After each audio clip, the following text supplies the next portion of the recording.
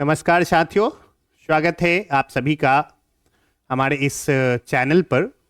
मेरा नाम है प्रीतम और आज के इस सेशन में हम लोग कवर करने वाले हैं आधुनिक इतिहास के गांधीवादी चरण को।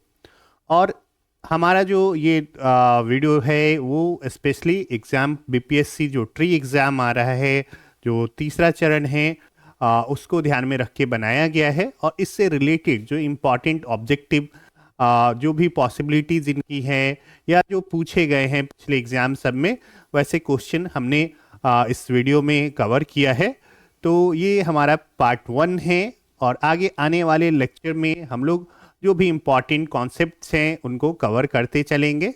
सारे इसके सारे हमारा जो कंटेंट रहेगा वो ऑब्जेक्टिव बेस्ड रहेगा, क्योंकि ऐसा देखा गया है कि ऑब्जेक्टिव क्वेश्चन जो है वो आसानी से याद हो जाते हैं, है ना। उनको मैनेज कर पाना, मतलब उनको याद रख पाना इजी होता है और वो हमारे दिमाग में लंबे समय तक रहते हैं। तो इसलिए हम लोग जो हैं अभी जो इस सेशन में पूरे जो सीरीज में कवर करेंगे, जितने भी ऑब्जेक्टिव है डेली आपको जो भी इम्पोर्टेंट ऑब्जेक्टिव है वो आपको प्रोवाइड किया जाएगा। तो जो लोग भी इस चैनल पे, हमारे चैनल पे नए हैं, वो इस चैनल को सब्सक्राइब कर लें और अपने दोस्तों में भी इस चैनल को शेयर करना ना भूलें। अगर आपको ऐसा लगेगा कि नहीं ये यूज़फुल है, ये वीडियो हमारे लिए हेल्पफुल हो रहा है, तो आप हमारे चैनल को, हमारे वीडियो को लाइक ज़रूर कीजिएगा। तो चलिए शुरू करते हैं। आपको पता होगा इतिहास, हम लोग ऐसे तो अगर थोड़ा बहुत ओवरव्यू मैं बता दूं, इतिहास के पिता हेरोडोटस को कहा जाता है और इतिहास को 3 भाग में बांटा जाता है जनरली। ऐसे 2 प्रकार से वर्गीकरण होता है। एक वर्गीकरण जिसमें हमने प्राचीन इतिहास, मध्यकालीन इतिहास और आधुनिक इतिहास, इस प्रकार से इतिहास को बांटा है ना। और इस वर्गीकरण का जो आधार है वो समाज में बदलाव को रखा गया है।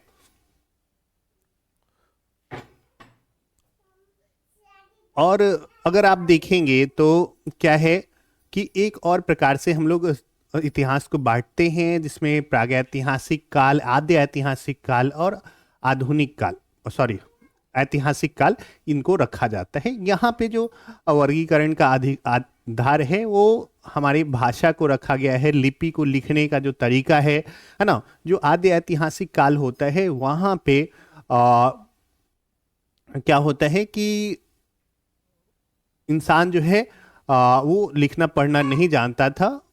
अगर हम देखें प्रागैतिहासिक काल में, सॉरी प्रागैतिहासिक काल में इंसान जो है वो पढ़ना लिखना नहीं जानता था। आद्य ऐतिहासिक काल जब आया तो उस समय लोग लिखना जो है, पढ़ना लिखना जो है वो जान गए, लेकिन प्रॉब्लम ये है कि उस समय की लिपि जो है हम लोग अभी नहीं पढ़ पाए हैं। जैसे कि आपको सिंधु घाटी सभ्यता के बारे में पता होगा बहुत सारे लोगों को कि सिंधु घाटी जो लिपि मिली है वो अभी तक नहीं पढ़ी जा चुकी है ना।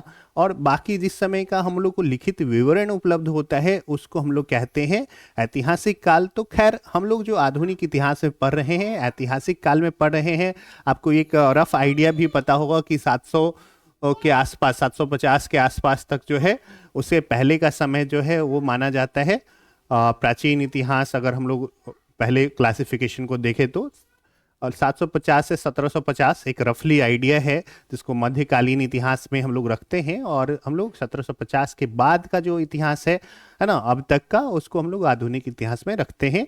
तो हम लोग फिलहाल, क्योंकि ये वाला पोर्शन ज़्यादातर एग्जाम में मॉडर्न हिस्ट्री, मतलब आधुनिक इतिहास का ज़्यादा पोर्शन जो है कवर किया जाता है, उससे ज़्यादा क्वेश्चन कवर किए जाते हैं, तो इसलिए हम लोग इस सेक्शन को शुरू किए हैं, है ना। इसमें भी आपको अलग अलग सेक्टर पढ़ने को मिलते हैं, अलग अलग पार्ट पढ़ने को मिलते हैं, जिनमें से एक चरण है गांधीवादी चरण, है ना। जब गांधी जी का आगमन हुआ हमारे यहाँ, है ना, 1915 में वो जब दक्षिण अफ्रीका से आए वापस, तो उसके बाद से कुछ साल बाद 1917 से लेके लगभग 1900, मतलब उसके आगे, है ना, उनकी हत्या हुई थी 30 जनवरी 1948 को। तब तक पूरी भारत की राजनीति पे उनका ही प्रभाव था, इसलिए लगभग 1916-17 से लेके उसके आगे 1948 तक का जो समय है वो गांधीवादी चरण या गांधीवादी युग या गांधीवादी एरा कहा जाता है, ठीक है। तो हम लोग इसी से रिलेटेड जो इम्पोर्टेंट क्वेश्चन है उसको इसमें कवर करने वाले हैं। तो आप सब ध्यान से देखिए, क्योंकि ये एग्जाम जितना भी क्वेश्चन है वो बहुत ही इंपॉर्टेंट क्वेश्चन कवर कराया गया है और आपको इससे ज़रूर हेल्प मिलेगा एग्जाम में। तो चलिए शुरू करते हैं, देखते हैं कि पहला हमारा जो क्वेश्चन है वो क्या है। देखिए, तो महात्मा गांधी ने सत्याग्रह क्रियाविधि सबसे पहले कहाँ प्रयुक्त की, है ना। आपके पास ऑप्शन दिए गए हैं दांडी, चंपारण, खेरा और अहमदाबाद। तो अगर आपने थोड़ा बहुत अगर पढ़ा होगा तो आपको ये पता होगा कि सबसे पहले जो महात्मा गांधी ने अपना सत्याग्रह का जो प्रक्रिया है वो शुरू किया था चंपारण में। तो इसका जो राइट आंसर है वो है चंपारण, है ना। चंपारण में सत्याग्रह किया था 1917 में। आपको ये भी पता होगा कि किसके बुलाने पे वो आए थे, रामचंद्र शुक्ल के बुलाने पे वो आए थे। यहाँ पे बहुत सारी घटनाएं इससे रिलेटेड हैं, लेकिन ऑब्जेक्टिव में हम लोग को इसको कवर करने की ज़रूरत नहीं है। आपको सीधे याद करना है कि महात्मा गांधी, है ना, चंपारण सत्याग्रह बिहार में ही है चंपारण, आपको पता होगा। ठीक है, चलिए अगले क्वेश्चन को देखते हैं। अंग्रेज पुलिस अफसर कैप्टन सैंडर्स किसके द्वारा गोली से मारा गया था, है ना। अंग्रेज पुलिस ऑफिसर जो कैप्टन सैंडर्स था किसके द्वारा गोली से मारा गया था। आपके ऑप्शन है बटुकेश्वर दत्त, राम प्रसाद बिस्मिल, चंद्रशेखर आजाद और भगत सिंह, है ना। तो इसका जो सही आंसर होता है वो है क्या है, भगत सिंह, है ना। भगत सिंह के द्वारा ही कैप्टन सैंडर्स को गोली मार दिया गया था। अगला क्वेश्चन देख लेते हैं। जय हिंद का नारा किसने दिया, बहुत ही कॉमन क्वेश्चन है। जय हिंद का नारा किसने दिया था, सुभाष चंद्र बोस ने दिया था। अगला क्वेश्चन देखते हैं। निम्नलिखित में से किस वर्ष में मुस्लिम लीग ने एक पृथक राष्ट्र का संकल्प स्वीकार किया था, है ना। पाकिस्तान प्रस्ताव, है ना, भारत से डिवाइड होके पाकिस्तान बनाने का जो संकल्प है वो मुस्लिम लीग ने कब लिया था, 1907 में, 1922 में, 1931 में, 1940 में। आपको पता है मुस्लिम लीग कब बना था, 1906 में बना था, है ना। और उसने जो पृथक राष्ट्र का संकल्प जो लिया था वो लिया था 1940 में। तो इसका ऑप्शन डी जो है वो सही आंसर हो जाएगा। नेक्स्ट क्वेश्चन है। वर्ष 1947 के बाद निम्नलिखित में किस राज्य को भारत संघ में सैनिक कार्रवाई द्वारा बलपूर्वक मिलाया गया। ठीक है, आपके ऑप्शन क्या क्या है, हैदराबाद है, कश्मीर है, पटियाला है और मैसूर है। आप देखोगे क्या, अगर आप इतिहास पढ़ोगे तो आपको पता चलेगा कि 2-3 राज्य ऐसे थे जो ना भारत में मिलना चाहते थे ना पाकिस्तान में, है ना। जिसमें से एक था कश्मीर, है ना, जिसका मैटर अभी हाल फिलहाल में आपको पता होगा वो सॉर्ट आउट किया गया है। हालांकि पीओके अभी भी पाकिस्तान के कब्जे में है, तो हम लोग खैर इस पर बहुत ज़्यादा डिस्कशन करने की ज़रूरत नहीं है। दूसरा एक था जूनागढ़ जो नहीं मिलना चाहता था, और एक था हैदराबाद, है ना, हैदराबाद का निज़ाम। तो ये जो है इसमें आपके पास कौन से ऑप्शन है, हैदराबाद, कश्मीर, पटियाला और मैसूर। तो हैदराबाद को जो है सैनिक कार्रवाई से भारत में जो है बलपूर्वक मिलाया गया। सारा जो इस पूरे जो प्रक्रिया में सबसे इम्पोर्टेंट जो योगदान रहा है वो रहा है सरदार वल्लभ भाई पटेल का। ठीक है, चलिए अगले देखते हैं। किसने कहा था तुम मुझे खून दो मैं तुम्हें आज़ादी दूंगा, है ना। किसने कहा था, तो ये आपको पता होगा, सुभाष चंद्र बोस ने कहा था, है ना। जापान में वो गए, वहाँ पे जो भी युद्धबंदी थे उनको छुड़ाया और उन लोगों को ये जो है नारा उनके द्वारा दिया गया है ना। तो इसका सही आंसर क्या है, सुभाष चंद्र बोस। नेक्स्ट है। देश बंधु की उपाधि संबंधित है ना, BR अम्बेडकर, चित्तरंजन दास, जिसको CR दास भी इनको बोला जाता है, विपिन चंद्र पाल, रविन्द्रनाथ टैगोर, है ना। तो देश बंधु किन्हें कहा जाता है, चित्तरंजन दास को कहा जाता है। एक दीन बंधु भी होता है, दीन बंधु CF एंड्रूज को कहा जाता है ना। वो भी आपको ध्यान रखना है। देश बंधु की बात हो रही है तो चित्तरंजन दास, और दीन बंधु रहेगा तो CF एंड्रूज को बोला जाता है। नेक्स्ट है। कांग्रेस का 1929 का अधिवेशन जिसमें पूर्ण स्वराज का लक्ष्य घोषित किया गया, है ना, कहाँ पर हुआ था, है ना। तो कांग्रेस का जो 1929 का अधिवेशन था, आपके पास ऑप्शन क्या क्या है, मुंबई, कोलकाता, लाहौर और मद्रास, है ना। बहुत ही फेमस क्वेश्चन है ये। जितने भी क्वेश्चन अभी आपको बताए जा रहे हैं सारे के सारे बहुत ही इंपॉर्टेंट क्वेश्चन है। ये जो हुआ था ये हुआ था लाहौर में। ऑप्शन सी जो है वो राइट आंसर हो जाएगा। ठीक है, तो कांग्रेस का जो ये 1929 का अधिवेशन हुआ था जिसमें पूर्ण स्वराज का मांग रखा गया था, है ना, कहाँ पे हुआ था, लाहौर में हुआ था। चलिए उसके बाद क्या है, नेक्स्ट क्वेश्चन है। कांग्रेस ने भारत छोड़ो आंदोलन का प्रस्ताव किस वर्ष पारित किया। भारत छोड़ो आंदोलन, है ना, आप में से बहुत सारे को पता भी होगा। चलिए 1940, 41, 46 और 42, है ना, यही ऑप्शन है आपके पास। तो ये जो भारत छोड़ो आंदोलन जो है वो कब प्रस्ताव पारित किया गया था? तो ये 1942 में किया गया था। ठीक है, नेक्स्ट क्वेश्चन देख लेते हैं। सुभाष चंद्र बोस ने सिंगापुर में दिल्ली चलो का नारा दिया, कब दिया ये बताना है आपको। 1942 में, 1943 में, 1944 में और 1945 में। ठीक है, तो फटाफट बताइए, इसका आंसर हो जाएगा क्या? 1943। ठीक है, दिल्ली चलो का नारा किस वर्ष दिया था? 1943 में दिया था। कहां पे दिया था? सिंगापुर में दिया था। वर्ष 1919 में जालियांवाला बाग हत्याकांड कहां पर हुआ था? ये तो बहुत ही कॉमन है, अमृतसर में हुआ था, है ना। अमृतसर, नागपुर, चंडीगढ़, कोलकाता, आपको पता है अमृतसर में जालियांवाला बाग था। वहां पे क्या हुआ? जनरल डायर जो है 13 अप्रैल 1919 को ये घटना हुई थी, है ना। और वहां पे हजारों लोग जो हैं उससे सैकड़ों लोग मारे गए थे, हजारों घायल हुए थे, है ना, ऐसा आया था। ठीक है, चलिए अगला है, नमक सत्याग्रह किस ईस्वी में प्रारंभ हुआ? है ना, नमक सत्याग्रह की शुरुआत की गई थी, सविनय अवज्ञा आंदोलन की जो शुरुआत है वो नमक सत्याग्रह से की गई थी, है ना। तो 1930, 32, 28 और 31 ये ऑप्शन है। आपको अगर नहीं पता है तो इसका जो सही आंसर है वो है 1930 में। ठीक है, इसमें महात्मा गांधी जो है अपने 70 अनुयायियों को लेके साबरमती से दांडी तक की यात्रा की थी और वहां पे उन्होंने नमक बना के नमक कानून तोड़ा था। तो नमक सत्याग्रह कब हुआ? 1930 में शुरू हुआ था। चलिए नेक्स्ट है, निम्नलिखित में किस कृत्य के कारण भगत सिंह, राजगुरु और सुखदेव को 23 मार्च 1931 में फांसी दी गई थी? है ना, तीनों को, भगत सिंह, राजगुरु और सुखदेव को 23 मार्च 1931 को फांसी दी गई थी। किस कारण? पहला ऑप्शन है वर्ष 1928 में लाहौर में सैंडर्स की हत्या के कारण, काकोरी षड्यंत्र के कारण, वर्ष 1929 में केंद्रीय विधानसभा में बम फेंकने के कारण, लाहौर षड्यंत्र के कारण, है ना। तो इसका जो राइट आंसर है वो है पहला ऑप्शन ए जो है राइट आंसर है। 1928 में लाहौर में सैंडर्स की हत्या के कारण इन तीनों को जो है क्रांतिकारियों को फांसी दी गई थी 23 मार्च 1931 को। निम्नलिखित में से किस अधिनियम के तहत बिना मुकदमा और दोष सिद्धि के ही न्यायालय ने किसी भी व्यक्ति को कैद करने का प्राधिकार सरकार को दिया था? है ना, ऑप्शन है वर्ष 1919 का रॉलेट अधिनियम, वर्ष 1935 का भारत सरकार अधिनियम, वर्ष 1909 का भारतीय परिषद अधिनियम और वर्ष 1919 का भारत सरकार अधिनियम, है ना। तो आपको पता होना चाहिए ये कौन सा है। ऑप्शन इसका जो है ए हो जाएगा, ये आंसर होगा। रॉलेट कानून, जिसको हम लोग काला कानून के नाम से भी जानते हैं, और इसको बिना अपील, बिना दलील और बिना वकील वाला कानून कहा गया।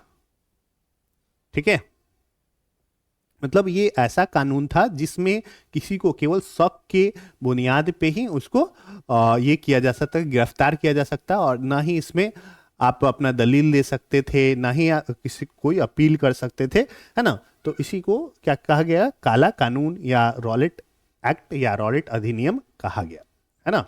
इसका फुल फॉर्म होता है रॉलेट क्रांतिकारी और अराजकतावादी विरोधी अधिनियम, है ना। रॉलेट का जो फुल फॉर्म होता है क्रांतिकारी और अराजकता विरोधी अधिनियम, ऐसा होता है ना। तो ये भी कई बार आपको पता होना चाहिए कि क्या इसका फुल फॉर्म होता है। ठीक है, अगला है, नेक्स्ट क्वेश्चन देख लेते हैं हम लोग। गांधी इरविन समझौता 5 मार्च 1931 को हुआ था, ये किससे संबंधित है ना। तो देखिए, पहला है भारत छोड़ो आंदोलन, आपको पता है 1942 में ये हुआ था। सविनय अवज्ञा आंदोलन, असहयोग खिलाफत आंदोलन और रॉलेट आंदोलन। रॉलेट आंदोलन कब हुआ? 1919 में, जब रॉलेट एक्ट आया था। असहयोग आंदोलन कब हुआ? 1921-22 में हुआ था। सविनय अवज्ञा आंदोलन जो है वो 30, 31, 32 में हुआ था, है ना। तो यहाँ पे 31 है हमारे पास, तो कौन सा ऑप्शन हमारा सही हो जाएगा? सविनय अवज्ञा आंदोलन जो है वो सही आंसर हो जाएगा। सविनय अवज्ञा आंदोलन गांधी इरविन समझौता हुआ था। इसमें गांधी जी ने कुछ मांग की थी, जिसको शायद 11 सूत्रीय मांग से हम लोग जानते हैं, और उसके न मानने के बाद ये आंदोलन शुरू किया गया था। तो चलिए अगला देखते हैं। स्वतंत्र भारत के प्रथम महाराज्यपाल या गवर्नर जनरल कौन थे? ठीक है, ऑप्शन है लॉर्ड एटली, लॉर्ड माउंटबेटन, सी राजगोपालाचारी, राजेंद्र प्रसाद, है ना। तो बहुत सारे जगह पे अगर आपने पढ़ा होगा तो बहुत सारे लोग इसमें कंफ्यूज रहते हैं, ये दोनों तो नहीं है। ऑप्शन हमारे पास बी और सी में कई बार कंफ्यूजन हो जाता है, तो मैं आपको ये क्लियर कर दूं कि इसका जो राइट आंसर है वो है ऑप्शन बी, है ना। लॉर्ड माउंटबेटन जो थे वो स्वतंत्र भारत के प्रथम गवर्नर जनरल थे, और जो दूसरे थे वो सी राजगोपालाचारी थे, है ना। ऐसा अगर पूछा जाए कि स्वतंत्र भारत के प्रथम भारतीय गवर्नर जनरल, तो ये क्या है, सी राजगोपालाचारी, है ना। प्रथम अगर भारतीय गवर्नर जनरल बोले तो सी राजगोपालाचारी हैं, और अगर सीधे भारत गवर्नर जनरल बोले तो लॉर्ड माउंटबेटन है।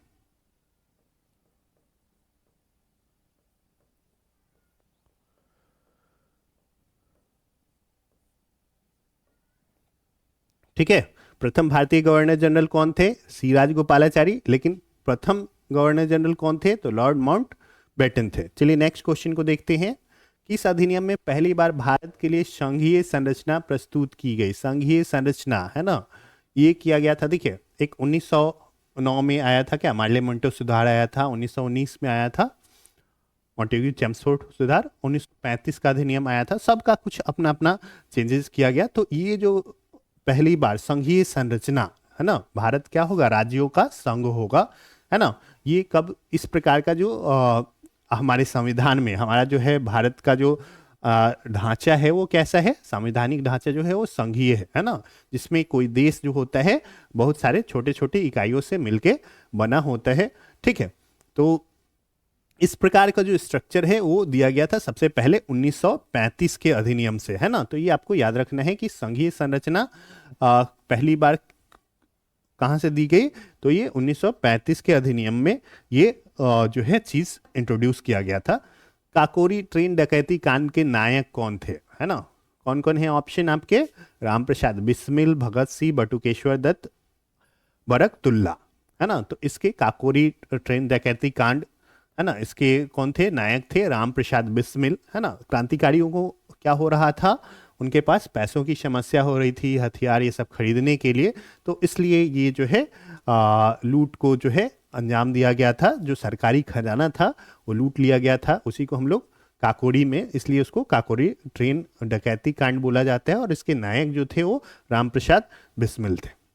1919 के अधिनियम में द्वैध शासन धारणा को जिस व्यक्ति ने परिचित कराया वे कौन थे, है ना। द्वैध शासन, द्वैध शासन का मतलब होता है दो लेवल पे शासन, है ना। जैसे हमारे यहाँ अभी क्या होता है, एक केंद्र सरकार है और हर एक राज्य में क्या है, राज्य सरकार है, तो इसी को हम लोग क्या कहते हैं, द्वैध शासन कहते हैं ना। मतलब अलग अलग लेवल पे सरकार पावर का डिवीजन, है ना। तो द्वैध शासन, दो लेवल पे शासन का डिवीजन कर दिया गया। तो ये जो अवधारणा है 1919 में किया गया था। तो 1919 में आपको पता होगा कि कौन सा आया था, मॉन्टेग्यू चेम्सफोर्ड सुधार आया था, है ना। तो उस समय जो चेम्सफोर्ड थे वो क्या थे, चेम्सफोर्ड थे जो यहाँ के गवर्नर जनरल थे, तो उन्होंने ही ये बात को इंट्रोड्यूस कराया। मतलब द्वैध शासन की अवधारणा जो है वो चेम्सफोर्ड के द्वारा, लॉर्ड चेम्सफोर्ड या जो भी, है ना, उनके द्वारा जो है इंट्रोड्यूस की गई थी। नेक्स्ट क्वेश्चन देखते हैं।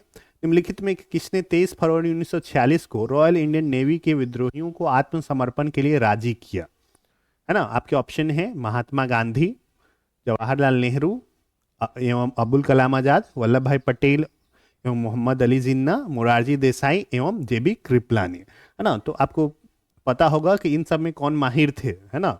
अगर देखा जाए तो सबसे एक्सपर्ट इसमें थे वल्लभ भाई पटेल, और मोहम्मद अली जिन्ना तो खैर कायदे आजम थे, है ना। वल्लभ भाई पटेल इस सब मामले में बहुत ही तेज आदमी थे। तो इसका जो राइट आंसर है वो क्या है, वल्लभ भाई पटेल, और साथ में साथ उनके कौन थे, मोहम्मद अली जिन्ना भी।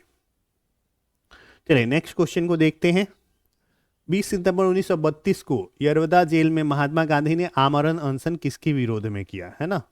आमरण अनशन किया था, आपको पता है पूना पैक्ट हुआ था इस समय किनके बीच, महात्मा गांधी और अंबेडकर के बीच। ठीक है, तो पूना पैक्ट अंबेडकर चाहते थे कि क्या हो, कि जो भी दलित हैं उनको अलग से आरक्षण दिया जाए, है ना, चुनाव में। तो इसके खिलाफ जो है महात्मा गांधी ने ये अनशन किया था। ठीक है, और ये जो कॉन्सेप्ट इंट्रोड्यूस किया गया था तो इनमें रोल था किनका, रैमसे मैकडोनाल्ड का। तो इसी के खिलाफ जो है महात्मा गांधी ने आमरण अनशन शुरू किया और बाद में क्या हुआ कि पूना समझौता हुआ किनके बीच, महात्मा गांधी और बी आर अम्बेडकर के बीच, है ना।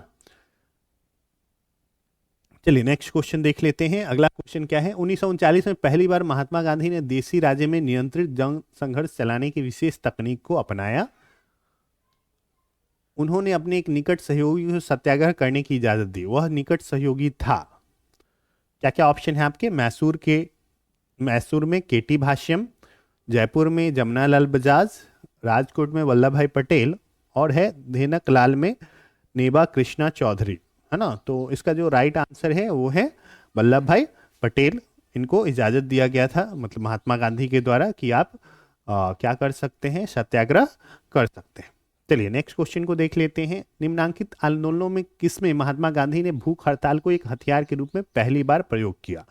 ठीक है, तो भूख हड़ताल आपको पता है 17 में क्या किया, चंपारण में सत्याग्रह, है ना। सत्याग्रह पूछेगा सबसे पहले भारत में कहाँ पे इस्तेमाल किया गया, तो भारत में सबसे पहले जो है उसका इंट्रोडक्शन हुआ चंपारण में। भूख हड़ताल जो है वो किया गया था कहाँ, 1918 में। उन्होंने दो जगह पे आंदोलन में पार्टिसिपेट किया है, एक है खेरा में सत्याग्रह था और उसके बाद एक था अहमदाबाद में मील हड़ताल था। तो इन दोनों जगह पे, तो यहाँ पे आप देखिएगा कि मील हड़ताल में क्या हुआ था, मजदूरों के सपोर्ट में उन्होंने भूख हड़ताल किया था।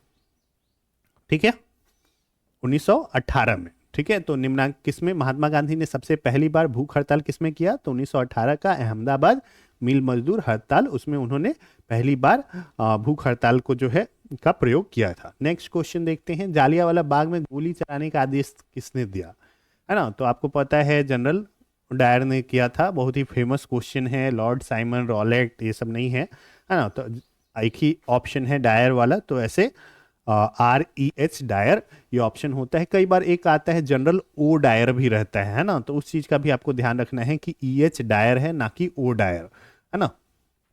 आदेश जो है जनरल ओ डायर के द्वारा दिया गया था, जो शायद उस एरिया के जो भी पुलिस ऑफिसर थे, अब मुझे एग्जैक्टली अभी तो दिमाग में नहीं है, लेकिन उन्होंने आदेश दिया और फाइनली उसको एग्जीक्यूट करने में जनरल R डायर का हाथ था। ठीक है, तो जालियांवाला बाग में गोली चलाने का आदेश जो है REH डायर के द्वारा दिया गया था। नेक्स्ट है, महात्मा गांधी को सर्वप्रथम राष्ट्रपिता किसने कहा, वल्लभ भाई पटेल ने, सी राजगोपालाचारी ने, सुभाष चंद्र बोस ने, JL नेहरू ने, है ना। तो इसका जो राइट आंसर है वो है सुभाष चंद्र बोस। सबसे पहले सुभाष चंद्र बोस ने ही क्या कहा था, महात्मा गांधी को राष्ट्रपिता कहा था। नेक्स्ट है, क्रिप्स मिशन के असफल होने का सबसे महत्वपूर्ण कारण कौन था, है ना। क्रिप्स मिशन 1942 में आया, है ना, जब क्या हो रहा था, सेकेंड वर्ल्ड वॉर चल रहा था। अंग्रेजों ने सोचा कि भारत को भी इसमें शामिल कर लिया जाए, है ना, लेकिन यहाँ पे लोगों ने मौका देखा, नहीं ये सबसे अच्छा मौका है, क्या कर लिया जाए, आज़ादी पाने का। इसलिए भारत छोड़ो आंदोलन जो है वो शुरू किया गया। तो क्रिप्स मिशन जो है उसमें क्या हुआ कि क्रिप्स का जो पूरा कॉन्सेप्ट था, है ना, उसमें अब देखेंगे इसका जो राइट आंसर होता है ये होता है क्रिप्स का ग्रहण या छोड़ कर देने वाला दृष्टिकोण, है ना। उनका जो इस टाइप का कॉन्सेप्ट था, ऐसे एक बार और आपको पता होगा कि जब फर्स्ट वर्ल्ड वॉर हुआ था तो उसमें भी ऐसा ही किया गया था अंग्रेजों के द्वारा, और उससे भारतीय जो है खफा थे कि नहीं भाई, उन्होंने बोला था कि वर्ल्ड वॉर में आप हेल्प करोगे, हम लोग आप हेल्प करोगे तो हम लोग आज़ादी देंगे, है ना। तो ऐसा हुआ नहीं, है ना। मतलब भारत को एक ब्रिटिश साम्राज्य के अंतर्गत एक राज्य के रूप में दर्जा मिलने वाला था, तो ऐसा उन्होंने किया नहीं। तो इससे उन्होंने सीख पहले ही ले लिया था, तो इस बार जो है धोखा खाने से ये लोग बच गए। तो क्रिप्स मिशन का जो 1942 का जो फेल होने का कारण था कि ये क्रिप्स का ग्रहण या छोड़ देने वाला दृष्टिकोण। क्रिप्स मिशन का जो कॉन्सेप्ट दिया था तो उसमें महात्मा गांधी ने इसको क्या कहा था कि ये जो है ऐसे बैंक का चेक है जिसका बैंक आगे चल के क्या होने वाला है, मतलब उसको कहते हैं, सही वर्ड पोस्ट डेटेड चेक था, ऐसे बैंक का जो, हाँ, जिसका दिवाला निकलने वाला है ना, कुछ ऐसा स्टेटमेंट इस पे महात्मा गांधी का आया था। नेक्स्ट क्वेश्चन है, भारतीय राष्ट्रीय कांग्रेस के सबसे अधिक समय तक अध्यक्ष कौन रहे हैं? अबुल कलाम आजाद, दादा भाई नौरोजी, डब्ल्यू.सी. बनर्जी और वल्लभ भाई पटेल। तो इसका सही आंसर हो जाएगा अबुल कलाम आजाद, है ना। सबसे ज्यादा दिन तक यही जो है वो अध्यक्ष रहे थे। नेक्स्ट क्वेश्चन है, जब 15 अगस्त 1947 को भारत ने अपनी पहली आज़ादी के जश्न मनाया तो महात्मा गांधी कहाँ पे थे, है ना। साबरमती आश्रम में, सेवाग्राम आश्रम में, नई दिल्ली में, कोलकाता में, है ना। तो उस समय आपको पता है कि जब भारत आज़ाद हुआ तो उस समय क्या हो रहा था कि देश में बहुत जगह पे दंगा हो रहा था, तो उसी को शांत कराने के लिए महात्मा गांधी कहाँ पे गए हुए थे? कोलकाता गए हुए थे, है ना। तो इसका राइट आंसर क्या है? ऑप्शन डी, कोलकाता में। नेक्स्ट है, असहयोग आंदोलन 1920 से 22 को क्यों निलंबित किया गया, है ना। असहयोग आंदोलन 1920 से 22 को क्यों निलंबित किया गया? तो गांधी जी की अस्वस्थता के कारण, हिंदू और मुसलमानों के बीच मतभेदों के कारण, नेतागणों के बीच मतभेदों के कारण, चौरी चौरा में हुई हिंसक घटना के कारण। तो आपको पता होगा असहयोग आंदोलन क्या हुआ था? चौरी चौरा का जो घटना हुआ था उसके कारण महात्मा गांधी ने बोला कि नहीं, अब जो आंदोलन है वो हिंसक हो रहा है, क्योंकि उनका पूरा कॉन्सेप्ट ही अहिंसा पे बेस्ड था। और जब हिंसा होने लगी तो महात्मा गांधी ने बोला कि नहीं, अब ये आंदोलन जो है बंद कर देना ही सही रहेगा। तो ये चौरी चौरा उत्तर प्रदेश में है, ठीक है। और वहाँ पे जो लोग आंदोलन कर रहे थे, पुलिस ने उस पर फायरिंग की और उसके जवाब में जो भी जो विरोध कर रहे थे, क्या कहते हैं उसको, तो जो लोग आंदोलन कर रहे थे वो लोग उग्र हो गए और वो क्या किया कि पुलिस वाले को जो है थाना में घेर के और भीतर बंद करके उन लोगों ने क्या किया, पूरे थाने में आग लगा दिया। लगभग 22-23 जो पुलिस वाले थे वो उसमें मारे गए, 1-2 सिविलियन भी मारे गए। तो इसी कारण से, इस हिंसा के कारण महात्मा गांधी ने असहयोग आंदोलन को क्या कर दिया? बंद कर दिया। नेक्स्ट क्वेश्चन क्या है, देखते हैं। भारत और पाकिस्तान का विभाजन किस योजना के तहत हुआ था, है ना। माउंटबेटन योजना, चिप्स योजना, चैम्सफोर्ड योजना और बैबल योजना, है ना। तो इसका राइट आंसर है माउंटबेटन योजना, है ना। माउंटबेटन जो थे वो भारत के, स्वतंत्र भारत के पहले गवर्नर जनरल थे। हमने अभी पीछे पढ़ा भी है ना। पूरा जो प्लानिंग था भारत विभाजन का अंततः इन्होंने ही किया, ठीक है। और इन्हीं के प्लान के अकॉर्डिंग जो है वो भारत का विभाजन हुआ। तो उम्मीद करता हूँ कि आपको अभी तक जितना भी मैंने बताया है वो समझ में आया होगा। जो इम्पोर्टेंट क्वेश्चन हैं आपके लिए ये ज़रूर हेल्पफुल साबित होंगे। तो आप ज़्यादा से ज़्यादा इसको रिवाइज कर लें और हम लोग अभी और भी क्वेश्चन जो है आपके लिए लाने वाले हैं। तो अगर आपको ये सेशन अच्छा लगा है तो हमारे वीडियो को लाइक करना ना भूलें और हमारे चैनल को सब्सक्राइब भी अवश्य करें। तो मिलते हैं आप सभी से अगले दिन एक और वीडियो के साथ। इस वीडियो को देखने के लिए आप सभी का बहुत बहुत धन्यवाद।